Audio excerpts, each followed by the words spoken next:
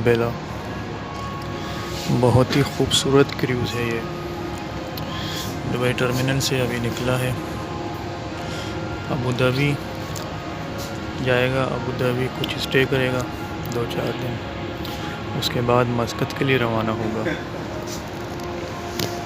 बहुत ही ज़बरदस्त क्रूज़ है ये। इसके अंदर 17 casino, night club, swimming pool, restaurant, cafes, बहुत कुछ है इसके अंदर। अपने आप में ही एक छोटा सा शहर बनाया हुआ है। 5 से 6 हज़ार लोगों की कैपेसिटी है इसके अंदर।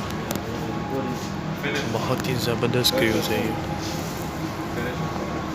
Camera, good camera. इसकी वेबसाइट है, वहाँ से अगर कोई जाना चाहता है तो इसकी वेबसाइट से बुकिंग होती है।